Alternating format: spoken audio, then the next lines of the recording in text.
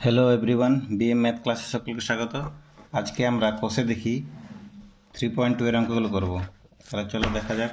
প্রথমত দেখো, কোষে দেখি 3.2 এর অঙ্কগুলোতে রয়েছে নিম্নলিখিত বিন্দুগুলি ছক কাগজে স্থাপন করি ও কোথায় অক্ষের উপর অথবা কোন পদে অবস্থিত নির্ণয় করি। লিখি, সেটা লিখতে হবে আমাদের। তাহলে প্রত্যেকটা বিন্দু যদি অক্ষের উপর থাকে তাহলে কোন অক্ষের উপর অবস্থিত সেটা লিখতে হবে, অথবা কোন পাদে অবস্থিত সেটা লিখতে হবে। তাহলে প্রথমে দেখো রয়েছে 3,0 একের অঙ্কটা। তাহলে আমরা 3,0 বিন্দুটিকে ছক কাগজে স্থাপন করার চেষ্টা করি। তাহলে আমরা ছক কাগজের উপর যে কোনো দুটি পরস্পর লম্ব অক্ষর নিলাম। মনে করো নাম দিলাম এক্স এবং ওয়াইও, এক্স ও এক্স ডেস্ট এবং ওয়াই ও ওয়াই ডেস্ট, দুটি পরস্পর লম্ব অক্ষর নিলাম।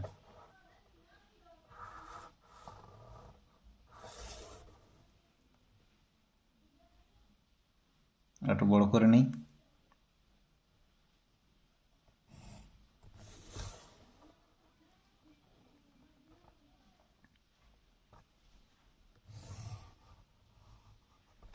তাহলে ছক কাগজের উপর দুটি পরস্পর লম্ব অক্ষ এক্স ও এক্স ডেস্ট এবং ওয়াই ও ওয়াই ডেস্ট নিলাম। এরপর আমরা কী করব, এই যে ক্ষুদ্রতম বর্গক্ষেত্র রয়েছে ছক কাগজে অসংখ্য বা অনেকগুলি, সেই ক্ষুদ্রতম বর্গক্ষেত্রের একটি বাহুর দৈর্ঘ্যকে আমরা 1 একক ধরে নেব। অর্থাৎ এই ছোট যে ক্ষুদ্রতম বর্গক্ষেত্র রয়েছে এই বর্গক্ষেত্রে তার একটি বাহুর দৈর্ঘ্যকে ধরবো 1 একক। তাহলে 3,0 এক্স বরাবর ডান দিকে আমরা 3 ঘর যাব, 1 2 3, এবং যেহেতু কোটির মান 0 তাহলে সেটি এক্স অক্ষের উপর অবস্থিত হবে। তাহলে আমরা 3,0 বিন্দুটি এখানে পেলাম। তাহলে 3,0 বিন্দুটি এক্স অক্ষের উপরে অবস্থিত। পরে বিন্দুটি রয়েছে দেখো 0,8 দুইয়ের অঙ্কটাতে। তাহলে 0,8, তাহলে প্রথমত দেখো 0। এবার ওয়াই বরাবর আমরা 8 বসাবো। আমরা জানি এক্স অক্ষের উপর অবস্থিত কোনো বিন্দুর স্থানাঙ্ক বা ভুজ 0, এক্স অক্ষের অবস্থিত কোনো বিন্দুর কোটির মান 0 হয়। আবার ওয়াই অক্ষের অবস্থিত কোনো বিন্দুর ভুজের মান কি হয়? 0। তাহলে 0,8 বিন্দু দেখো ওয়াই অক্ষের অবস্থিত। 0 পর আমরা 8 ঘর উপর দিকে, যেহেতু +8 রয়েছে। তাহলে 1 2 3 4 5 6 7 8। তাহলে এই বিন্দুটির স্থানাঙ্ক হবে 0,8।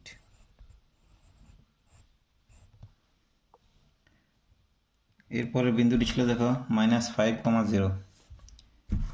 তাহলে ও এক্স বরাবর আমরা 5 ঘর যাব, 1 2 3 4 5। অর্থাৎ এক্স অক্ষের ঋণাত্মক দিকে আমরা প্রথমে 5 ঘর যাব। তাহলে এই বিন্দুটি স্থানাঙ্ক হবে -5,0। এক্ষেত্রে কোটি এর মান 0 হবে। অর্থাৎ -5,0 বিন্দুটি এক্স অক্ষের উপর অবস্থিত। পরের বিন্দুটি দেখা রয়েছে 0,-6। তাহলে 0 এখানে যেহেতু 0 ভুজের মান, তাহলে এটি ওয়াই অক্ষের উপর অবস্থিত বিন্দুটি -6। তাহলে ও ওয়াই ডেস্ট বরাবর আমরা 6 ঘর যাব, 1 2 3 4 5 6। তাহলে এই বিন্দুটির স্থানাঙ্ক হবে 0,-6। পরের বিন্দুটি রয়েছে দেখো 6,4। তাহলে ও এক্স বরাবর আমরা 6 ঘর যাব, 6 একক দূরে আমরা 6ই পাবো, 1 2 3 4 5 6। এরপর আমরা ওয়াই বরাবর 4 ঘর যাব। যেহেতু দেখো এক্ষেত্রে কোটির মান পজিটিভ, তাহলে আমরা ওয়াই বরাবর যেতে হবে, ওয়াই অক্ষের ধনাত্মক দিকে, 1 2 3 4। তাহলে এই বিন্দুটির স্থানাঙ্ক হবে 6,4। তাহলে দেখতে পাচ্ছি 6,4 বিন্দুটি প্রথম পদে অবস্থিত।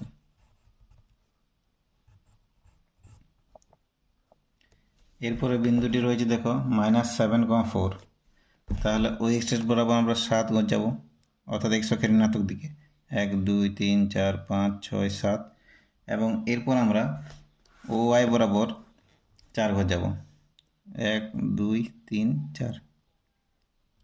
তাহলে এই বিন্দুটির স্থানাঙ্ক হবে -7,4। অর্থাৎ দেখতে পাচ্ছি -7,4 বিন্দুটি দ্বিতীয় পদে অবস্থিত। এরপর বিন্দুটি ছিল 9,2। -9। তাহলে আমরা প্রথমে 9 অর্থাৎ এক্সকে ধনাত্মক দিকে 9 ঘর যাবো ও এক্স বরাবর 1 2 3 4 5 6 7 8 9। এরপর আছে দেখো কোটির মান -9, তাহলে ও আই ড্যাশ বরাবর 9 ঘর যাবো 1 2 3 4 5 6 7 8 9। তাহলে এই বিন্দুটির স্থানাঙ্ক হবে 9, -9, অর্থাৎ 9, -9 বিন্দুটি চতুর্থ পাদে অবস্থিত। এরপর দেখো বিন্দুটি রয়েছে -4, -5, শেষের বিন্দুটা, আর কিন্তু অঙ্ক নেই।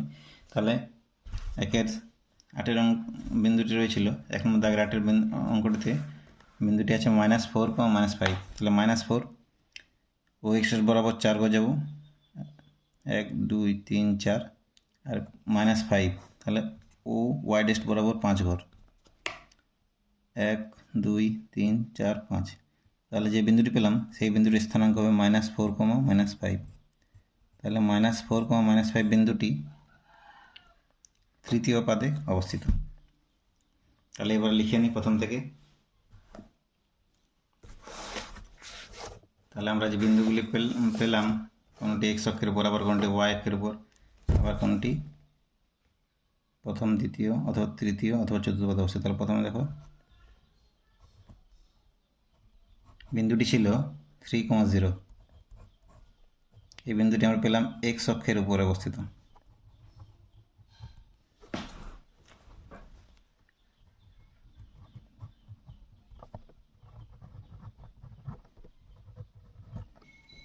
তারপরে বিন্দুটি ছিল 2, দেখো 0, 8।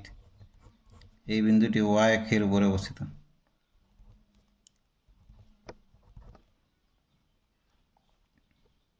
তিন নম্বরে যে বিন্দুটি ছিল সেটা ছিল -5, 0, এক্স অক্ষের উপরে অবস্থিত। 4 নম্বরের বিন্দুটি ছিল 0, -6। এটি ওয়াই অক্ষের উপরে অবস্থিত।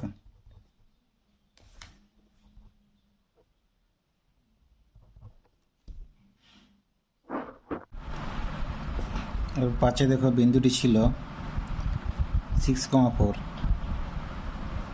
এই বিন্দুটির ক্ষেত্রে দেখো ভুজ এবং কোটি উভয়ই ধনাত্মক, তাহলে অবশ্যই বিন্দুটি প্রথম পাদে অবস্থিত। আমরা ছবিতে দেখিয়েছিলাম 6, 4 বিন্দুটি প্রথম পাদে অবস্থিত। 6 নম্বরে যে বিন্দুটি ছিল -7, 4, -7, 4। এই বিন্দুটির ক্ষেত্রে দেখো ভুজ ঋণাত্মক এবং কোটি ধনাত্মক, বিন্দুটি দ্বিতীয় পদে অবস্থিত।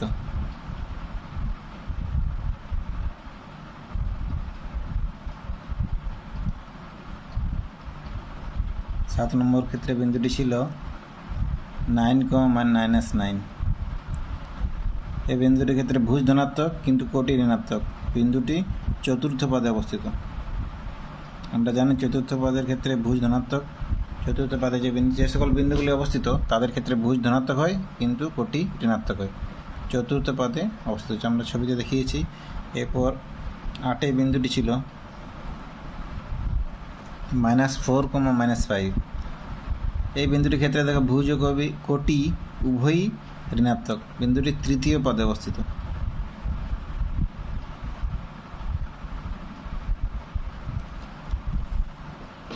তাহলে আমাদের 1-এর সমস্ত বিন্দুগুলি ছক কাগজে উপস্থাপন করলাম 1-এর দাগের অঙ্কগুলোর ক্ষেত্রে।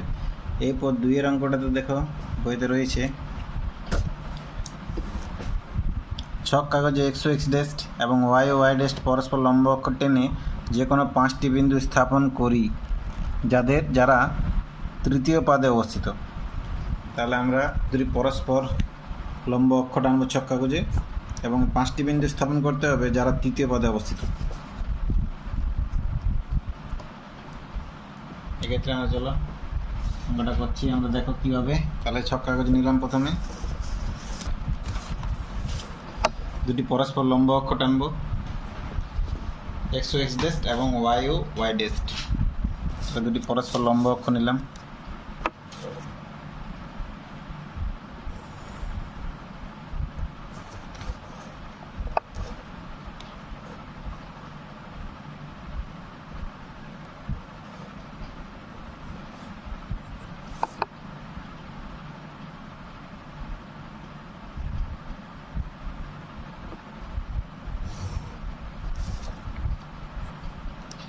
দুটি পরস্পর লম্ব অক্ষের নাম দিলাম, মনে করো এক্স ও এক্স ড্যাস্ট এবং ওয়াই ও ওয়াই ড্যাস্ট।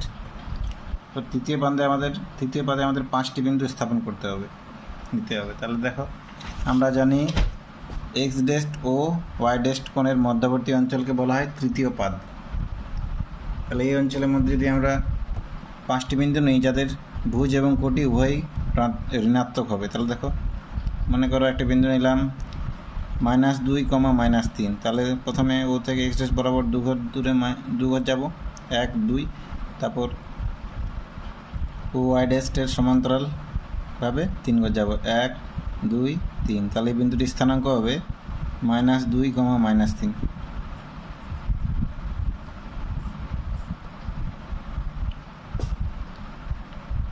আবার দেখো, মনে করো ও এক্স ড্যাশ বরাবর 6 ঘর গেলাম আর ও ওয়াই ড্যাশ বরাবর সমান্তরালভাবে 1 ঘর গেলাম। তাহলে এখানে যে বিন্দুটি পাবো তার স্থানাঙ্ক হবে -6, -1। এটিও তৃতীয় পদে অবস্থিত। এবার মনে করো ও এক্স ড্যাশ বরাবর 10 ঘর গেলাম, তাহলে 1 2 3 4 5 6 7 8 9 10 এখানে, এবং ও ওয়াই ড্যাশের সমান্তরালভাবে 5 ঘর গেলাম, 1 2 3 4 5। তাহলে এই বিন্দুটির স্থানাঙ্ক হবে -10, -5। 3টি বিন্দু আমরা পেয়ে গেলাম। এরপর মনে করো ও এইচ এস বরাবর 3 ঘর গেলাম, 1 2 3, এবং ও ওয়াই ড্যাশের সমান্তরালভাবে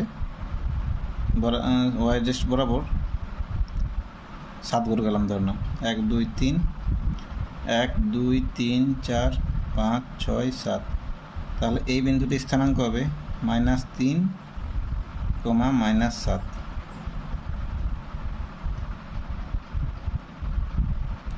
চারটি বিন্দু পেলাম। আরেকটি বিন্দু যেখানে নেব, দেখো, মনে করো ওয়াই ড্যাশ বরাবর আমরা 12 ঘর গেলাম, তাহলে এখানে 5, এখানে 10 11 12, আর ও ওয়াই ড্যাশটা এখান থেকে বরাবর 4 ঘর গেলাম, 1 2 3 4। তাহলে এই বিন্দুটির স্থানাঙ্ক হবে -12, -4। তাহলে আমরা দেখো তৃতীয় পদে 5টি বিন্দু স্থাপন করে নিলাম। তাহলে আমরা লিখতে পারি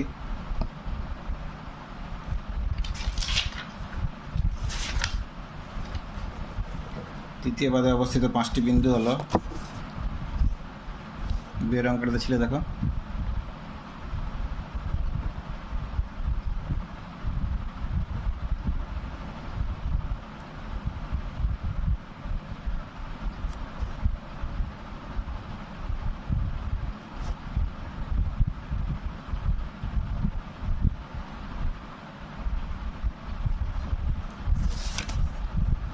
আমরা লিখেছি এখানে -2, -3, -3, -7, -2, -3, -3, -7। আবার দেখো -6, -1, -10, -5 এবং -12, -4। -6, -1,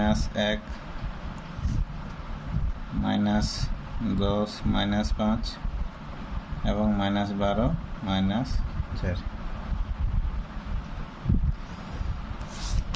তাহলে এই অঙ্কটা আমাদের হয়ে গেল। এরপর দেখো 3-এর অঙ্কগুলোতে রয়েছে,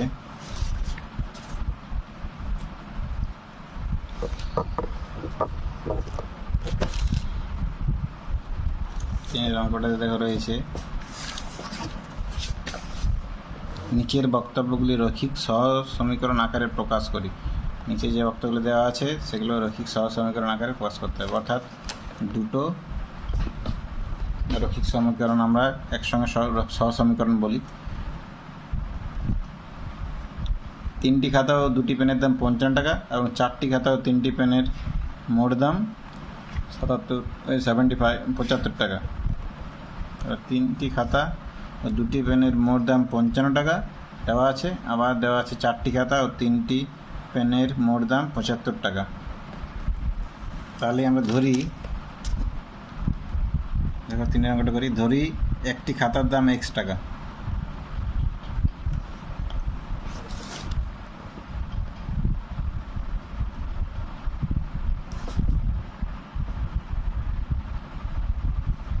ধরি একটি খাতার দাম x টাকা,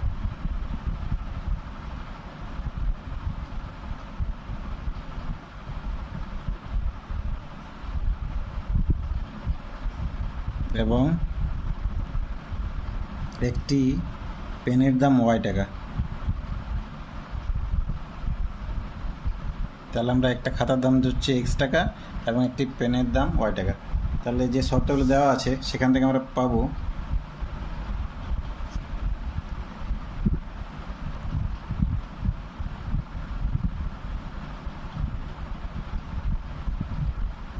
শর্তানুসারে প্রথম শর্ত দেওয়া ছিল 3টি খাতা ও 2টি পেনের মোট দাম 50 টাকা। তাহলে 3টি খাতার দাম কত হবে? একটি খাতার দাম x টাকা হলে 3x টাকা, 3 × x অর্থাৎ 3x, প্লাস দুটো পেনের মোট দাম দেওয়া ছিল 55 টাকা। দুটো পেনের দাম হবে 2 × y অর্থাৎ 2y টাকা। এটা দেওয়া আছে, এই দুটোর সমষ্টি হবে 55 সঙ্গে সমান, কারণ 3টি খাতা ও 2টি পেনের মোট দাম 55 টাকা। এটা আমরা একটি সমীকরণ পেলাম। এবং আবার দেওয়া আছে 4টি খাতা ও 3টি পেনের মোট দাম 75 টাকা। তাহলে 4টি খাতার দাম হবে 4x টাকা, কারণ একটা যদি x টাকা হয় তাহলে 4 দিয়ে গুণ করতে হবে xকে, 4x। একই রকমভাবে 3টি পেনের দাম হবে 3y টাকা, একটি পেনের দাম y টাকা। তাহলে 3টে পেনের দাম কী করে পাবো? 3 আর y গুণ করতে হবে অর্থাৎ 3y। এটার মান দেওয়া আসলে 4x এবং 3y, এই দুটি সমষ্টি 75-এর সঙ্গে সমান হবে। এটি হচ্ছে 2 নম্বর রৈখিক সমীকরণ। তাহলে আমরা যে সহজ সমীকরণ দুটি পেলাম সেটা হলো 1 নম্বর ও 2 নম্বর সমীকরণ দুটি মিলে আমরা একটি সহজ সমীকরণ পেলাম। তাহলে আমাদের এই অঙ্কটা কিন্তু হয়ে গেল। এরপর দেখো 4-এর অঙ্কটাতে কী রয়েছে। এই 3-এর, এটা দাগের 1 নম্বর ছিল, এরপর 3-এর দাগের 2 নম্বর অঙ্কটা দেখি। দেখো অঙ্কটাতে ছিল দুটি সংখ্যার যোগফল 80। দুটি সংখ্যার যোগফল দেওয়া আছে 80, ওই সংখ্যা দুটির বিয়োগফল 3 গুণ বড় সংখ্যা, বিয়োগফলের 3 গুণ বড় সংখ্যাটির থেকে 20 বেশি। তাহলে দুটি সংখ্যার যোগফল দেওয়া আছে 80 এবং ওই সংখ্যা দুটির বিয়োগফলের 3 গুণ, মানে বিয়োগফল সংখ্যা দুটির বিয়োগফলের 3 গুণ বড় সংখ্যাটা থেকে 20 বেশি। তাহলে আমরা ধরে নেব বড় সংখ্যাটি হলো x এবং ছোট সংখ্যাটি y।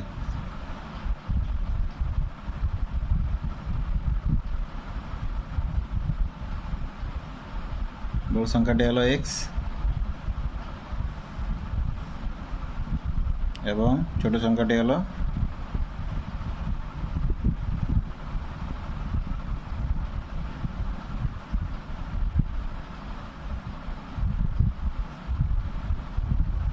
y। তাহলে আমরা কি পাবো? দুটি সংখ্যার যোগফল 80 দেওয়া আছে।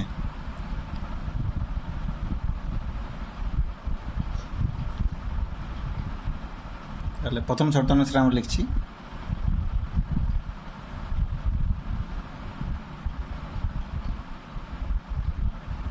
প্রথম শর্ত দেওয়া ছিল দুটি সংখ্যার যোগফল 80, অর্থাৎ x এবং y সমষ্টি 80 এর সঙ্গে সমান। এটা আমরা 1 নম্বর সমীকরণ পেলাম। আবার দ্বিতীয় শর্তানুসারে একটা যে শর্ত দেওয়া ছিল সেখান থেকে আমরা পেতে পারি সংখ্যা দুটির বিয়োগফলের 3 গুণ বড় সংখ্যার থেকে 20 বেশি। সংখ্যা দুটির বিয়োগফলের 3 গুণ, তাহলে সংখ্যা দুটির বিয়োগফল কত হবে? x - y। তাহলে সংখ্যা দুটির বিয়োগফলের 3 গুণ, দেখো x - y হচ্ছে সংখ্যা দুটির বিয়োগফল, তার 3 গুণ, সেটা বড় সংখ্যাটা থেকে কত বেশি? সেটির মান বড় সংখ্যার থেকে 20 বেশি। তাহলে বড় সংখ্যাটা আমরা ছিল x, তার সঙ্গে 20 বেশি, অর্থাৎ 20 যোগ করলে সেটির মান সংখ্যা দুটির বিয়োগফলের 3 গুণের সঙ্গে সমান হবে। এটাকে আমরা একটু সরল করে নিই। তাহলে 3 দিয়ে x-কে গুণ করবো 3x এবং 3 দিয়ে y-কে গুণ করলে হবে 3y। বিচ্ছেদ নিয়ম অনুসারে এটা হবে। এরপর পক্ষান্তর করব আমরা। এক্সটাকে দেখো বাঁ দিকে নিয়ে আসছি, এক্সের চিহ্ন ডান দিকে প্লাস ছিল, বাঁ দিকে নিয়ে আনলে মাইনাস হবে। এবং বিনিময় নিয়মের সাহায্যে আমরা মাইনাস এক্সটাকে 3x এর পাশে লিখতে পারবো, কারণ যোগের সময় বিনিময় নিয়ম প্রযোজ্য। ডান দিকে 20 পড়ে আছে, বা 3x থেকে যদি আমরা x বিয়োগ করি একটা, তাহলে হবে 2x,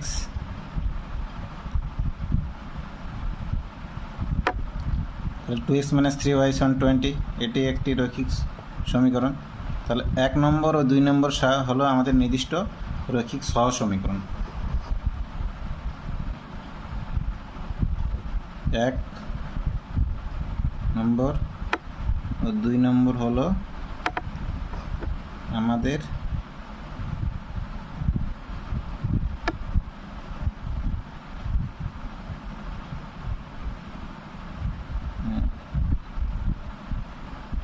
এক নম্বর 2 নম্বর হলো প্রদত্ত সমস্যার সহ সমীকরণ।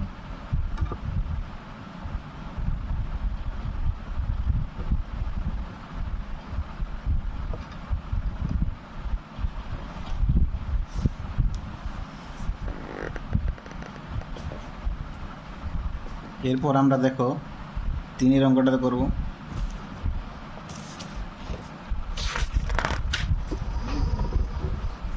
দেখো 3 অঙ্ক দেখো কি আছে।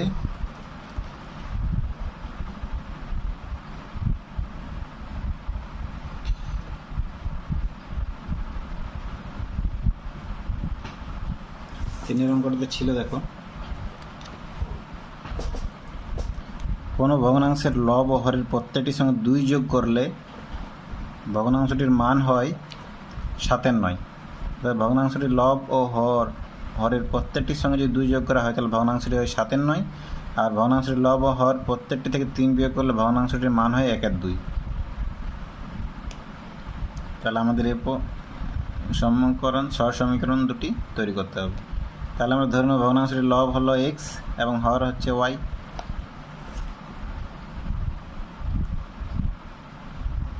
3 নম্বর অঙ্কটাতে ধরি ভগ্নাংশটির লব সমান x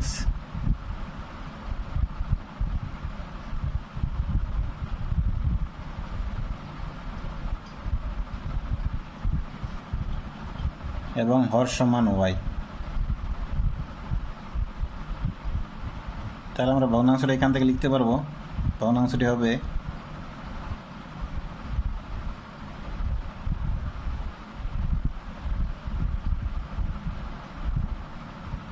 x/y, যেহেতু লব x এবং হর y, তাহলে ভগ্নাংশটি হবে x/y। এরপর কী দেওয়া আছে শর্ত? তাহলে প্রথম শর্তানুসারে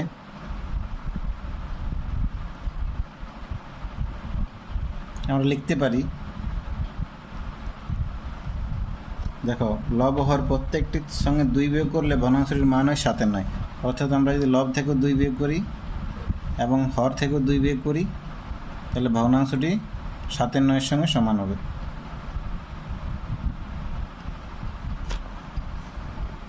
আমরা দেখো x থেকে 2 বিয়োগ করলাম লব থেকে, আবার হরে যে y ছিল তার থেকেও 2 বিয়োগ করেছি, তাহলে এটি মান 7-এর 9-এর সঙ্গে সমান।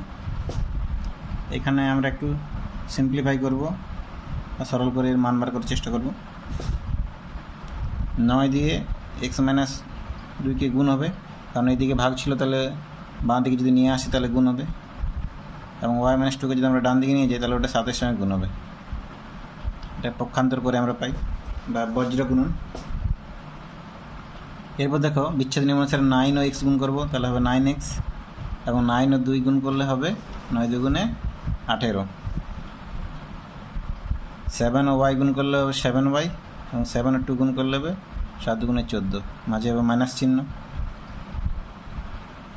এরপর আমি ডান দিকে যে 7y ছিল সেটাকে বাঁ দিকে নিয়ে আনলে -7y লিখতে পারবো, সমান বাঁ দিকে দেখো -14 ছিল, ডান দিকে বাঁ দিকে দেখো -18 ছিল, এটাকে যদি আমরা ডান দিকে নিয়ে যাই তাহলে হবে +18,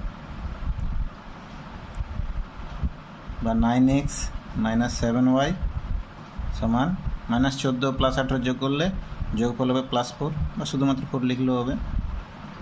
এটাই আমরা 1 নম্বর দেব। তাহলে এটি আমরা একটি সমীকরণ পেলাম।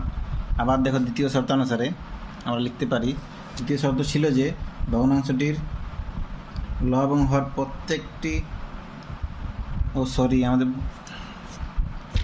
লেখাটা ভুল হয়েছে। লব হওয়ার প্রত্যেকটির সঙ্গে 2 যোগ করলে ভগ্নাংশের মান 57 ছিল। তাহলে এক্ষেত্রে আমার একটু ভুল হয়ে গেছে, তাহলে আমি একটু কারেকশন করে নিই। তাহলে দেখো 2 যোগ ছিল, আমি বিয়োগ করে ফেলেছি। তাহলে এক্সের সঙ্গে 2 যোগ করলে হবে x + 2, ওয়াইয়ের সঙ্গে 2 যোগ করলে হবে y + 2, সেটির মান 57 এর সঙ্গে সমান। তাহলে 9 এর সঙ্গে x + 2 গুণ হবে, আবার 7 এর সঙ্গে y + 2 গুণ হবে, চিহ্নগুলো একটু চেঞ্জ হবে। 9x 9 আর 2 গুণ করলে হবে 18, মাঝে হবে প্লাস চিহ্ন, একই রকমভাবে 7y আর 7 × 14 প্লাস চিহ্ন। এবার দেখো 7টা বাঁ দিকে আনলে হবে -7y, ঠিক আছে। এদিকে +14 ছিল, +18টাকে ডান দিকে নিয়ে গেলে হতো -18, +14 -18 যোগ করলে হবে -4।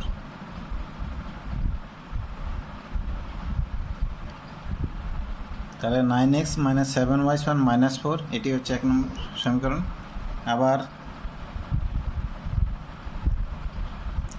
দ্বিতীয় শর্তানুসারে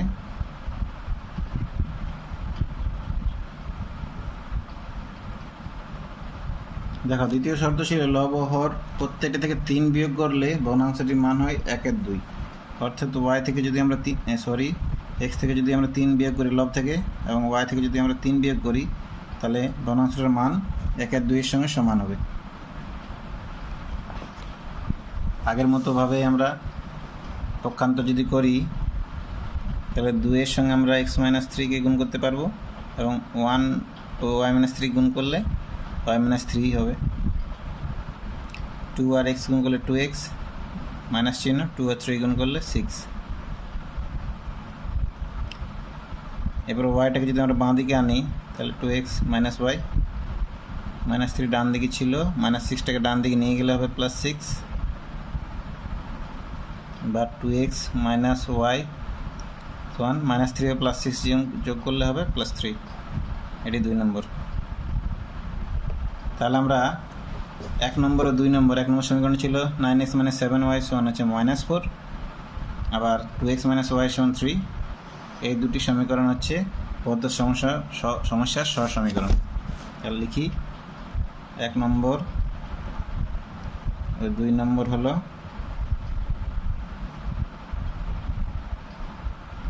প্রদত্ত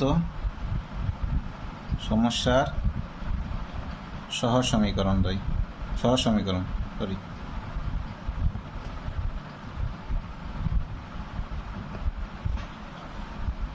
তাহলে আমরা 3-এর 3 নম্বর অঙ্কটা করলাম।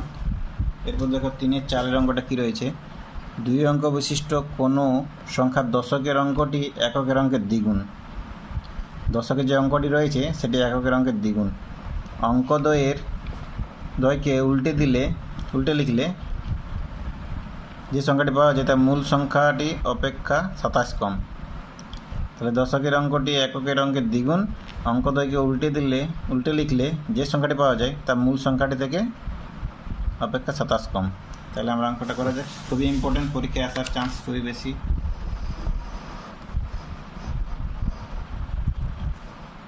তাহলে দেখো 3-এর দাগে 4 অঙ্কটা। ধরি সংখ্যাটির দশকের অঙ্ক সমান হচ্ছে x,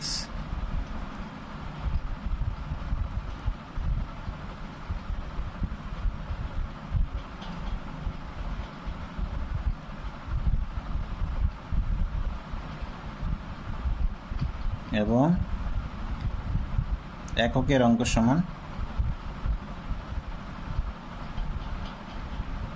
y। তাহলে মনে করো যে আমরা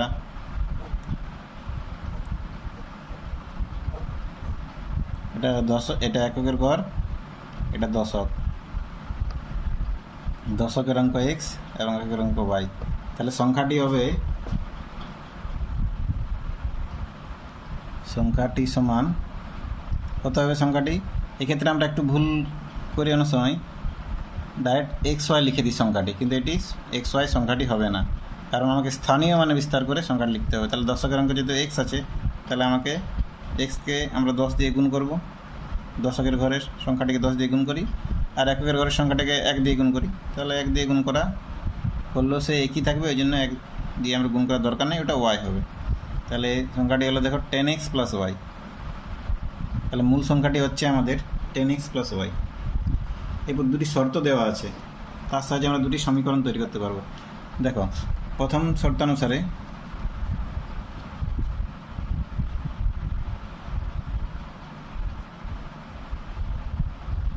বলা ছিল দশকের অঙ্কটি এককের অঙ্কের দ্বিগুণ।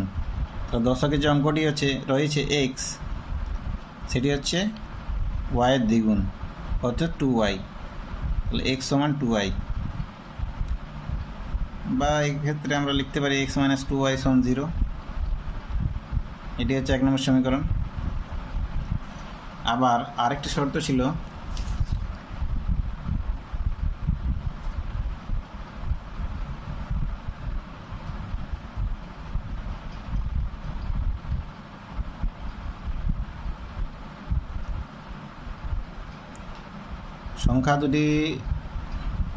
সংখ্যাটির দুটির অঙ্ক যদি স্থান পরিবর্তন করে, সেক্ষেত্রে দেখো আমাদের দশকের ঘরে ছিল এক্স এবং ঘরে ছিল ওয়াই। এবারে স্থান পরিবর্তন করলে ওয়াইটা চলে আসবে দশকের ঘরে এবং এক্সটা চলে যাবে একের ঘরে। তাহলে তখন সংখ্যাটি কত হবে? আমরা স্থানীয় মানে বিস্তার করে লিখব, কারণ ডাইরেক্ট সরাসরি লিখলে কিন্তু ওয়াইক্স সংখ্যাটি হবে না। আমরা সংখ্যার ক্ষেত্রে হতে পারে, যেমন 6 যদি দশকের ঘরে থাকে, একের ঘর 3 থাকে, তাহলে আমরা 63 হয়ে যাবে সংখ্যাটি। সেক্ষেত্রে 63টি কীভাবে আসছে? 6 গুণিত 10 প্লাস 3, অর্থাৎ দশকের ঘরে 6কে আমরা 10 দিয়ে গুণ করছি, তার সঙ্গে 3 যোগ করে সংখ্যাটি পাচ্ছি। এক্ষেত্রে কিন্তু ওয়াইক্স লিখলে কী হবে? এদের মধ্যে গুণ বোঝাবে, তাহলে আমাদের কিন্তু সংখ্যাটি আসবে না ঠিকঠাক, কারণ এক্ষেত্রে দুটোই চলরাশি। তাহলে আমরা কি করব? যদি ওয়াই থাকে দশকের ঘরে এবং এক্স থাকে ঘরে, তাহলে সংখ্যাটি কত হবে? সংখ্যাটি হবে দেখো 10 ইন্টু ওয়াই প্লাস এক্স। পরে তাহলে সংখ্যাটি পরিবর্তিত হচ্ছে 10 ইন্টু ওয়াই প্লাস এক্স। অঙ্ক দুয়ের উল্টে লিখলে যে সংখ্যাটি পাওয়া যায়, তাই মূল সংখ্যাটি অপেক্ষা 27 কম। এই সংখ্যাটি আবার মূল সংখ্যা থেকে কত কম? 27 কম। অর্থাৎ মূল সংখ্যাটি ছিল আমাদের দেখো 10x প্লাস ওয়াই, তার থেকে কত কম? 27 কম। অর্থাৎ 27 বিয়োগ করলে সংখ্যাটির অঙ্ক দুটি স্থান বিনিময় করে। তাহলে এটা একটু গুণ করলে হবে 10y প্লাস এক্স সমান 10x plus Y minus 27 for x.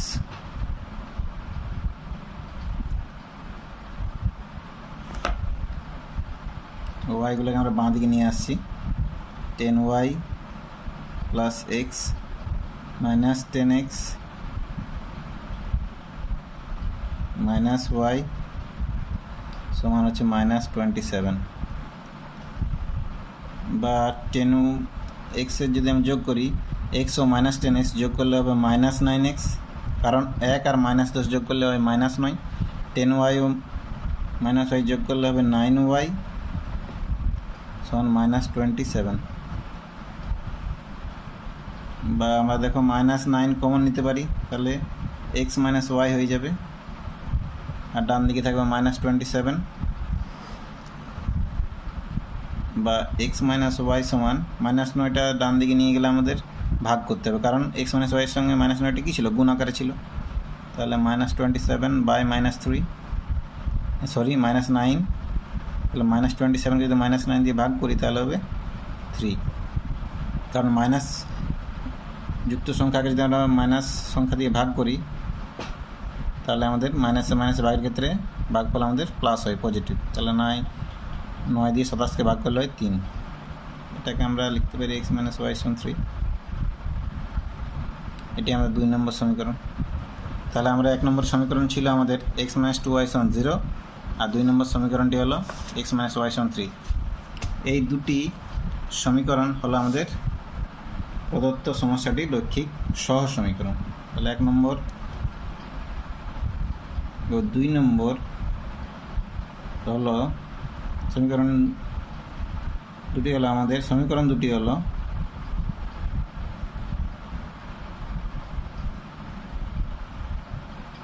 প্রদত্ত সমস্যার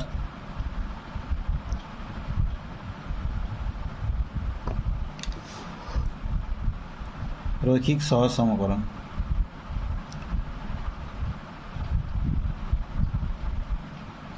এগুলোকে রৈখিক বলা হয়, কারণ দেখো চলরাশিগুলোর সর্বোচ্চ ঘাত কিন্তু 1, সর্বোচ্চ পাওয়ার 1।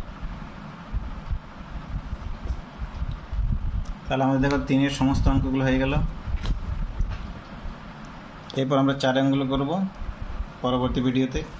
যদি ভিডিওটি তোমাদের ভালো লেগে থাকে তাহলে অবশ্যই লাইক করো, কমেন্ট করো এবং সাবস্ক্রাইব করে চ্যানেলের পাশে থাকো। Thank you.